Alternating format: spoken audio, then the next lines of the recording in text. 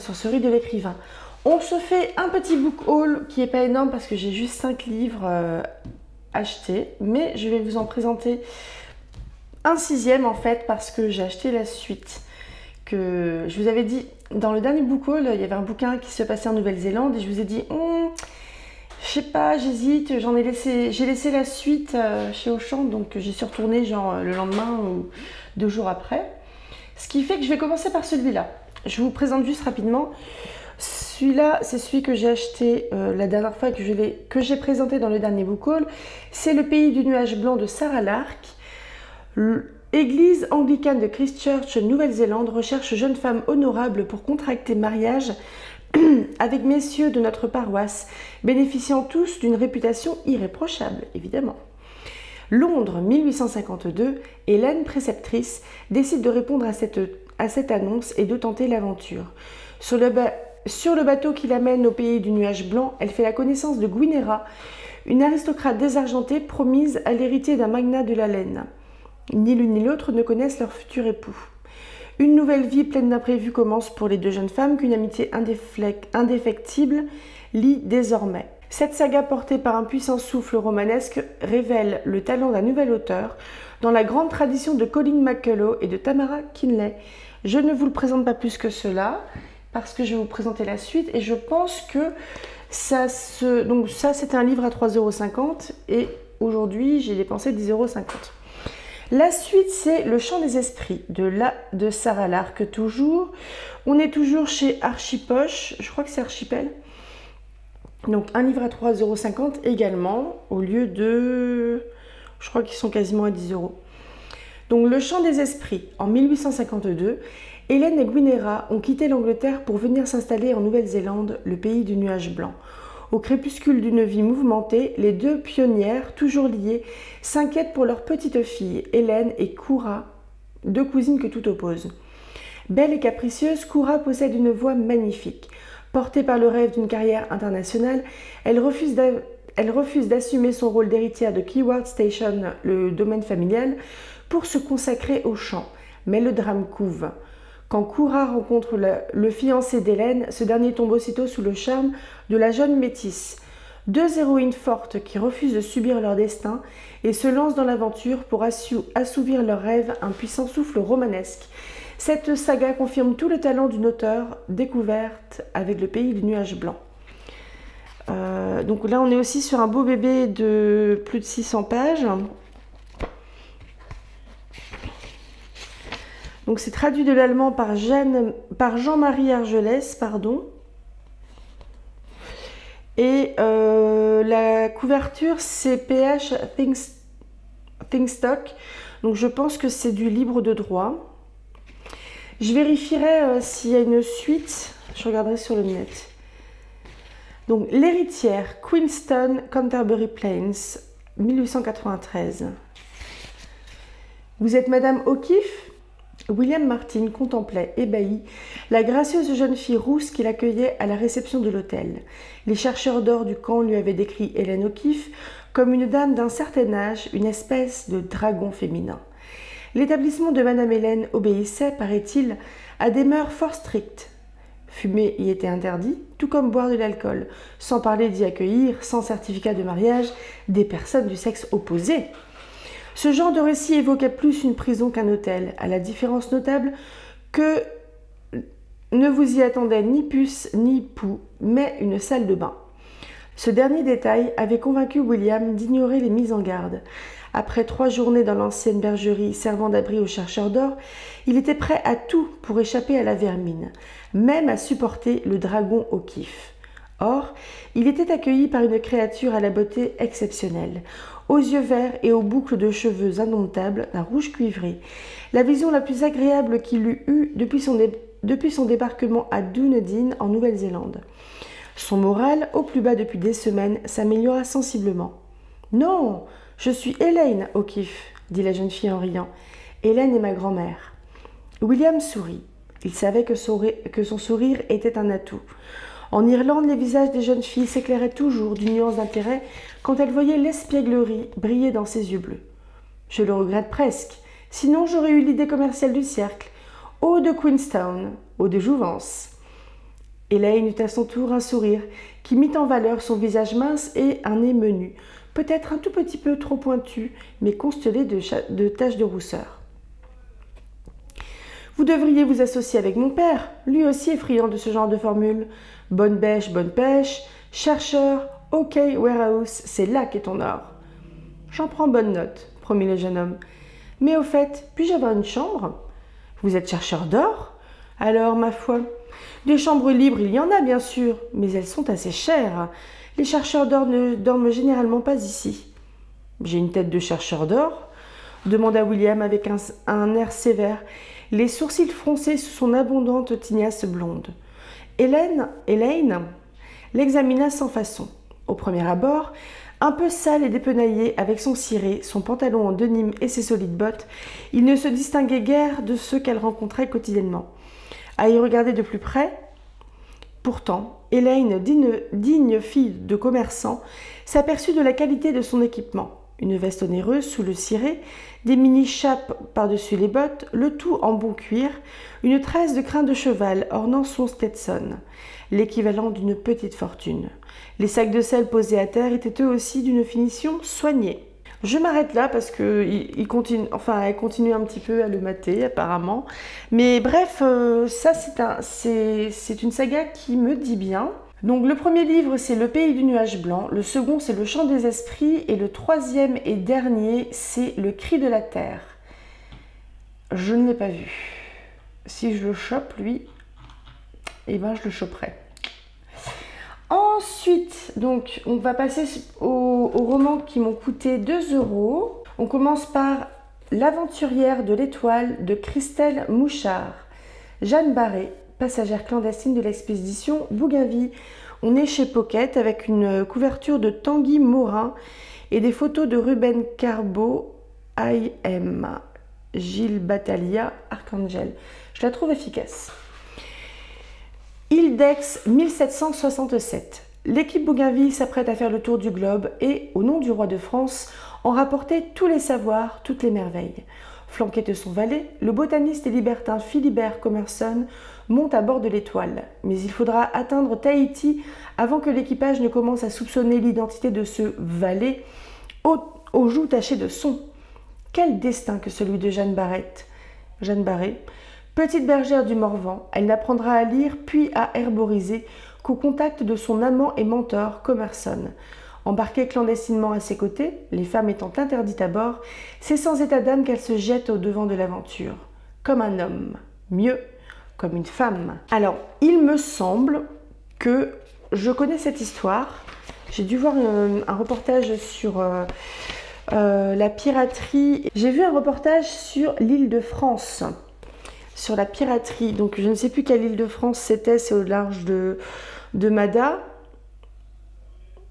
Enfin bref, il va lui arriver plein de choses. Ça sent le grenier. Chacun, en la voyant, s'imaginait voir le follet, tant elle était petite, maigre, ébouriffée et hardie. George Sand, La Petite Fadette. C'est un livre que j'ai lu au collège. J'en garde un très bon souvenir, j'aimerais bien le relire. On ne sait jamais. Peut-être pour la chaîne, hein. Les jambes solides et les pieds nus, des taches de rousseur plein les joues, voici la pastourelle des monts du Morvan, qui un jour fera le tour du monde. Une fois esquissé son portrait, il est facile de l'imaginer courant à la suite de ses moutons dans les prés, qui surplombent le village de la Comelle. Pourtant, quoi de plus énigmatique qu'une petite paysanne pauvre des temps anciens? Ce n'est pas qu'elle est absente des esprits, au contraire, elle envahit l'imaginaire, mais sous une forme imprécise, oscillant entre rêve et cauchemar. Dans ses rêves, elle est une enfant de la nature, belle et simple, dont les vertus sont à prendre en modèle. Dans les cauchemars, elle est une petite chose efflanquée, abusée, écrasée. On se doute qu'au-delà des chansons et des fables, la vie des Jeannettes et des Perrettes se déroulait sur un chemin ni si doux ni si dur, mais leurs pieds nus n'y ont pas laissé une trace assez nette pour permettre à l'historien d'écrire d'incontestables récits. C'est vrai de la petite rousse de la Connelle, comme de toutes les autres filles de la campagne en 1750. Par chance, au contraire des autres, la femme que Jeanne est devenue nous est connue, et dans l'adulte décrite par les officiers de l'expédition Bougainville, on peut distinguer l'enfant qu'elle fut. Plutôt petite était-elle donc. Les hanches rondes, les jambes solides, le visage couvert de taches de son. Ce n'était pas un compliment de la part des hommes, qui firent cette description en un temps où la beauté se déclinait en blondeur diaphane et cheville fine. La description n'en évoque pas moins une santé éclatante qui les a frappés, car elle était un défi à la malnutrition du bord. Aucun d'entre eux ne pouvait deviner en la regardant que leur étrange compagne de voyage était née misérable, pauvre, parmi les plus pauvres du royaume de France. Aucun d'ailleurs n'aurait eu l'idée d'aller vérifier sa déclaration à Bougainville sur le registre paroissial d'un village du Morvan. Depuis quelques décennies seulement, les historiens s'en sont souciés. Donc il y a des... apparemment c'est bien référencé. Ah oui, mais il y a une tonne... Oh ben, elle a bien fait son boulot, l'autrice, hein. Il y a les sources et références. Il y en a... Elles sont référencées chapitre par chapitre. Et il y en a 30 pages, 35 pages quasiment. Donc ça me dit bien, parce que là ça traite aussi de la place de la femme dans cette société, dans les expéditions naturalistes aussi. Et si je ne me trompe pas, c'est une femme qui va... dont la place va être questionnée. Parce que du coup, elle va aider le naturaliste Philibert Commerson, qui s'est embarqué sur le bateau de Bougainville pour faire des relevés, recueillir des trucs, etc. Et il me semble que le naturaliste ne va pas aller non, c'est un botaniste, il ne va pas aller jusqu'au bout. C'est Jeanne qui va finir son travail. Par contre, est-ce que l'histoire a retenu le botaniste qui était un homme dont c'était les études, ou Jeanne, qui est peut-être devenue son amante, sa maîtresse, sa femme, qui a terminé son travail et qui y a participé. À voir. Parce qu'il me semble bien que bon, spoiler alerte peut-être, mais je me trompe peut-être de nom, hein. Mais il me semble bien que le naturaliste, il va mourir quelque part dans l'océan Indien. Livre suivant, toujours la joie. Le bal des folles de Victoria Mass au livre de poche. La couverture est absolument jolie. Oh, ils sont chiants avec leurs étiquettes. Ben, je ne saurais pas vous dire qui c'est. On est chez le livre de poche. C'était le prix Renaudot des lycéens 2019, prix Première Plume 2019, prix Stanislas 2019. Donc c'est plutôt un petit livre. On est sur un 230 pages. 1885. Comme chaque année, à la Salpêtrière se tient le très mondain bal des folles. Le temps d'une soirée, le tout Paris s'encanaille sur un air de valse et de polka, en compagnie de femmes déguisées en colombines, gitanes, zouaves et autres personnages. Cette scène joyeuse cache une réalité sordide. Ce bal costumé et dansant est une des dernières expérimentations de Charcot, adepte de l'exposition des fous. Donc on est un petit peu dans le zoo humain.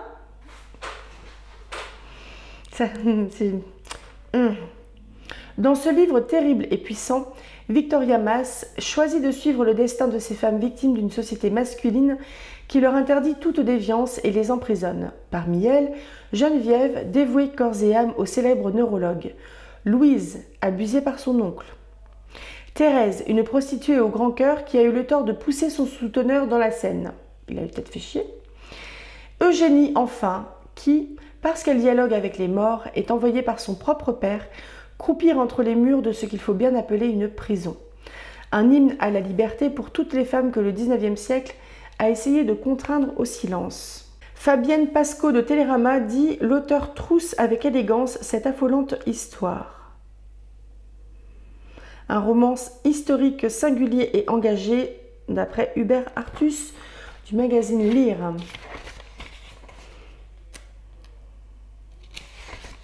Donc c'est un film qui a été adapté par Mélanie Laurent. Je vais vous lire le début, comme d'habitude, parce que j'aime bien vous lire des choses. Le 3 mars 1885. Louise, il est l'heure. D'une main, Geneviève retire la couverture qui cache le corps endormi de l'adolescente recroquevillée sur le matelas étroit. Ses cheveux sombres et épais couvrent la surface de l'oreiller et une partie de son visage. La bouche entrouverte, Louise ronfle doucement. Elle n'entend pas autour d'elle, dans le dortoir, les autres femmes déjà debout. Entre les rangées de lits de fer, les silhouettes féminines s'étirent, remontent leurs cheveux en chignon, boutonnent leurs robes ébènes par-dessus leurs chemises de nuit transparentes, puis marchent d'un pas monotone vers le réfectoire, sous l'œil attentif des infirmières. De timides rayons de soleil pénètrent par les fenêtres embuées. Louise est la dernière levée. Chaque matin, une interne ou une aliénée vient la tirer de son sommeil. L'adolescente accueille le crépuscule avec soulagement et se laisse tomber dans des nuits si profondes qu'elle ne rêve pas. Dormir permet de ne plus se préoccuper de ce qu'il s'est passé et de ne pas s'inquiéter de ce qui est à venir. Dormir est son seul moment de répit depuis les événements d'il y a 3 ans qui l'ont conduite ici. « Debout, Louise, on t'attend !» Geneviève secoue le bras de la jeune fille, qui finit par ouvrir un œil. Elle s'étonne d'abord de voir celle que les aliénés ont surnommée l'ancienne attendre au pied de son lit. Puis elle s'exclame « J'ai cours !»« Prépare-toi, tu as assez dormi. »« Oui !» La jeune fille saute à pieds joints du lit et saisit sur une chaise sa robe en lainage noir. Geneviève fait un pas de côté et l'observe. Son œil s'attarde sur les gestes hâtifs, les mouvements de tête incertains, la respiration rapide. Louise a fait une nouvelle crise hier. Il n'est pas question qu'elle en fasse une autre avant le cours d'aujourd'hui. Je viens de vérifier qui est Louise. C'est la jeune fille abusée par son oncle. Vous allez vous foutre de ma gueule, mais j'ai vraiment envie de découvrir ce qu'est la romance, donc j'ai pris ça. Bad Romance de Céline Mancellon. On est chez Milady New Adult. Donc la collection New Adult, je l'ai acheté à 2 € aussi. Ne vous moquez pas. Donc la couverture, c'est Shutterstock, donc c'est aussi des images qui sont libres de droit. J'ai regardé, il y a 3 livres dans cette série. Je sais que je l'aime. Pardon, j'ai pas dit de qui c'était. C'est de Céline Mancellon. Je sais que je l'aime, parce que le regarder me fait mal, ce qui me rend paradoxalement vivante. Je l'aime parce que, quand il me touche, j'ai le corps qui explose en un millier de particules. Parce qu'il suffit que nous soyons dans la même pièce pour que mon univers se résume à lui. Je l'aime et j'étouffe. J'étouffe d'être aussi impuissante à chasser ce qui le hante en cet instant. Le jour, ou plutôt la nuit, où Chris rencontre Kate, ça ne se passe pas vraiment dans les règles de l'art. Lui a beaucoup trop bu et s'est trompé de tante. J'en aurai des anecdotes sur les vieilles charrues. Et elle, furieuse, le menace carrément. Chris n'est pourtant pas vraiment le genre de mec à qui on cherche des emmerdes. D'ailleurs, lui et son mode de vie de bad boy représentent tout ce que Kate tente d'éviter. Les problèmes, elle en a déjà assez avec la mort de sa mère et la responsabilité de sa petite sœur sur les bras. Mais c'est compter sans l'étrange attirance qu'ils ont immédiatement l'un pour l'autre, presque à leur corps défendant. Donc c'est un gros coup de cœur d'après Smells Like Rock et une magnifique romance. Céline Mancellon nous propose une histoire complexe, une romance dure et tumultueuse, d'après, je pense, View et ses drôles de livres. Il y a donc trois livres de... Je vous mettrai les liens, parce que c'est une trilogie, mais sur 2 autres couples par la suite. On va commencer par... Non, je ne vais pas vous lire tout. Je me suis dit qu'il y a une alternance de points de vue, comme souvent, dans la New Romance, et donc point de vue masculin, point de vue féminin, et c'est une écriture en jeu. Donc Chris, c'est en titubant et en tâtonnant que je cherche la tente que je partage avec Joe. Je ne sais pas pourquoi la bande a voulu passer la soirée dans ce camping pourri, assis, pour pêcher. Ces crétins étaient tellement déchirés dès l'aube qu'ils n'avaient même pas foutu un putain d'appât sur leur putain d'hameçon. Un poisson, c'est con, mais pas à ce point-là. N'empêche que, à cause de leur idée complètement débile, je me retrouve comme une grosse andouille. Une grosse andouille avec plus d'alcool que de sang dans les veines. Une grosse andouille qui essaie désespérément de mettre la main sur la bonne cabane en toile. Un exploit d'y parvenir sur un terrain de cette taille, surtout envahi de tentes absolument identiques. Une fichue aiguille dans une meule de foin, ouais. Fait chier, je marmonne. Je tire sur la toile d'une tente que j'ai réussi à agripper malgré mon équilibre d'ivrogne, puis souris. En grognant, j'ôte mes godasses pesant 1 tonne pour ensuite défaire la fermeture éclair de l'entrée, et ce, sans me vautrer lamentablement. Lorsque je tombe sur un tissu moelleux qui ne pue pas, Je suis surpris, mais trop soûl pour comprendre que c'est justement là le signe qu'un truc ne tourne pas rond. L'idée même que Joe soit un fan de lessive déclenche en moi un stupide gloussement. Non sans mal, j'enlève mon jean, suivi de très près par mon t-shirt, et soupire d'aise. « Sacré teuf, hein, Joe ?» je murmure.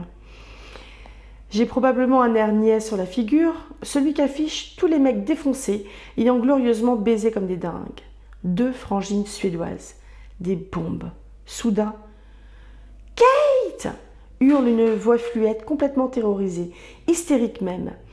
J'ouvre aussitôt les yeux et me fige. J'ai trop bu pour que mon cerveau arrive à évaluer la situation dans l'immédiat. Je ne suis sûre que d'une chose, Joe ne gueule pas de cette façon. Donc, ce n'est pas Joe dans cette tente merdique. Si c'est pas Joe, putain, mais c'est qui? Plusieurs choses se déroulent en simultané. La fermeture éclair de la tente s'ouvre, un faisceau de lumière m'aveugle, et en pur réflexe conditionné par de nombreux premiers contacts similaires avec les forces de l'ordre, je lève les mains. « Eh oh !» je m'époumonne. « Vous êtes qui ?» crache une voix féminine. « Et toi ?» Je plisse les yeux en grimaçant, les mains toujours sagement levées afin de prouver ma bonne volonté à coopérer. « C'est plutôt à moi de poser la question, je vous signale. Qu'est-ce que vous faites dans la tente de ma sœur? Sale obsédée, sortez de là !» La nana, qui qu'elle soit, a littéralement aboyé son ordre et je n'ai pas la moindre idée de ce qu'elle tient d'autre dans sa main à part sa lampe torche. Je prie juste pour que ce ne soit pas un flingue. Je suis bien trop déchirée pour apprécier d'être tirée comme un lapin le jour de l'ouverture de la chasse. Ça va, pas besoin de s'exciter, je grommelle.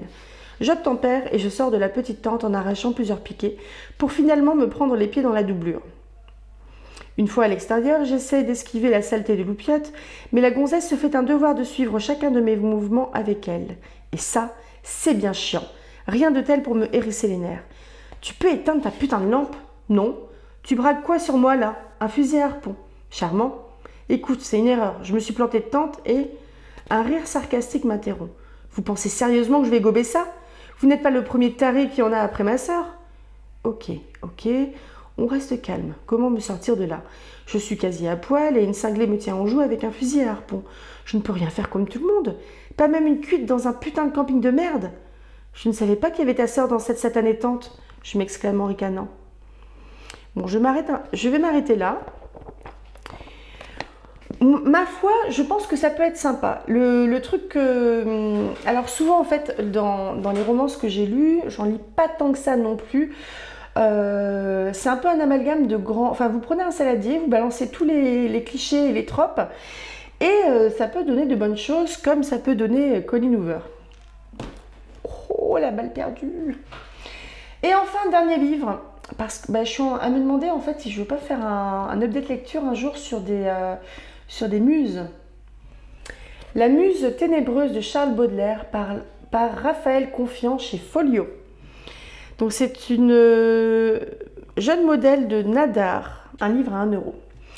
Charles s'amusait de la voir si secrète et cousue sur sa vie d'avant, qu'elle décrivait sous des dehors contradictoires, allant de l'enfer des plantations de canne à sucre au paradis des rivières enchantées et des plages de sable blanc. Elle s'était refusée à lui expliquer pourquoi et comment elle avait débarqué en France. « Ce n'est pas ton affaire. Contente-toi de savoir que je suis à toi, et à toi seule. » Pour la postérité, le nom de Jeanne Duval reste lié à celui de Charles Baudelaire. Apprentie comédienne ou fille de joie, muse ou diablesse, qui était vraiment celle qui traversa la brève existence de l'auteur des Fleurs du Mal, enchanta sa plume et le plongea dans les tourments de l'amour et de la passion. C'est cette histoire torride, délétère et sublime entre la Vénus noire et le poète que Raphaël Confiant nous raconte dans un roman foisonnant émaillé de vers célèbres. Femme actuelle dit « Confiant décrit admirablement la personnalité décriée de Jeanne Duval et sa relation tumultueuse avec Baudelaire. » Elle est métissée ou quoi? Rayon Occasion de Auchan. Arrêtez de foutre ça, vous croyez vraiment qu'il y a des gens qui volent des livres? Premier cercle, donc il y a un extrait du Cygne qui doit être un poème de Charles Baudelaire. Je pense à la négresse, amaigrie et phthisique, piétinant dans la boue et cherchant, l'œil hagard, les cocotiers absents de la superbe Afrique, derrière la muraille immense du brouillard. Je vais vous lire comme d'habitude un petit bout du premier chapitre. Rue de la Femme sans tête, dans un appartement modestement meublé, quoique plutôt grand, va et vient une créature enjuponnée, le cou cerclé d'or et les oreilles poinçonnées d'argent que le voisinage prétend folle, non pas à lier, mais de folie douce, puisqu'il lui arrive de chantonner avant le petit matin, faisant ainsi s'escamper les chats de gouttière des mélopées déchirantes de son pays natal. Cela dans un idiome qui semble parfois avoir quelques teintures de français, mais que l'on a grand mal à déchiffrer. Sa haute, très haute taille jure avec le nom de la rue, et l'obscur de son teint n'a de cesse d'étonner. Hiver comme été, il demeure le même. Souvent, celle dont il se dit qu'elle a des orages dans les yeux soliloque et parfois grandiloque, assurant être une comédienne reconnue, que s'arrachent les plus prestigieux théâtres parisiens, à tel point que Nadar, l'inventeur de cet appareil diabolique qui permet de se passer de rouleaux, pinceaux et pots de peinture, l'aurait moult fois choisi comme modèle. Invérifiable. Mais si jamais cela n'était pas pure vantardise, il n'y aurait qu'une seule et unique explication. Le bougre a dû avoir été fasciné par sa croupe chevaline, ou alors les crépelures de ses cheveux. C'est qu'elle est, dans l'opinion des uns et des autres, tantôt une négresse, tantôt une mulâtresse, tantôt une mauresque, parfois une gitane, en particulier pour ces bandes d'artistes, poètes et autres crève-la-faim qui hantent le quartier. Le peintre Monet la croit même venue tout droit des îles du Pacifique, tahitienne ou kanak, allez savoir. Elle s'attifle longuement devant le miroir de plain-pied qui occupe une bonne partie de sa chambre, hésitant entre les 12 paires de chaussures, chacune d'une couleur différente, qui constituent sa seule fortune. Ce soir, elle jouera son premier vrai rôle dans Le Système de mon oncle, pièce à succès, dans ce petit théâtre du Faubourg Saint-Antoine dont le directeur a succombé à son charme. Sexagénaire, claudiquant et acariâtre, l'homme traite ses comédiens comme de la piétaille, même ceux qui ont acquis un fifrelin de renommée et ont eu l'insigne honneur d'avoir leur nom dans les gazettes. Quant aux émoluments qu'il condescend à leur verser, tous s'en plaignent, le surnommant Monsieur Harpagon, ou, chez les plus virulents, Fesse Mathieu, car le bougre vivrait sur un grand pied dans un hôtel particulier du Marais. Le vaudeville, ça n'attire plus grand monde, mis à part les pièces que scribouille ce paltoquet d'Eugène Scribe, ronchonne-t-il, lorsque quelqu'un ose lui réclamer son dû. Désormais, je ne ferai jouer que du Racine, et vous êtes trop mauvais pour ça. Allez, oust, déguerpissez de ma vue. Eh bien, ça promet. Donc, j'ai l'impression que assez régulièrement, ouais, il y a des citations de poèmes, et un poème cité aussi avant les parties. Ben, je ne sais pas qui est cette femme. Mais c'est vrai, en termes d'origine, on ne sait pas trop. Elle a quand même une sacrée chevelure. Hein. Elle a peut-être crêpé ses cheveux aussi, ça se faisait à un moment, de se crêper les cheveux. Je m'arrête là, et je vais arrêter d'acheter des bouquins pendant un moment, parce qu'il faut peut-être que je commence à les lire, parce que moi j'étais super fière d'avoir fait un book unhaul, et de me débarrasser de, je sais plus, 12 ou 13 bouquins, et j'en ai acheté combien là? Bah, j'ai dû en racheter à peu près autant. Oh c'est pas grave. À tout bientôt. N'hésitez pas à me dire s'il y a des bouquins qui vous intéressent parmi ceux-là.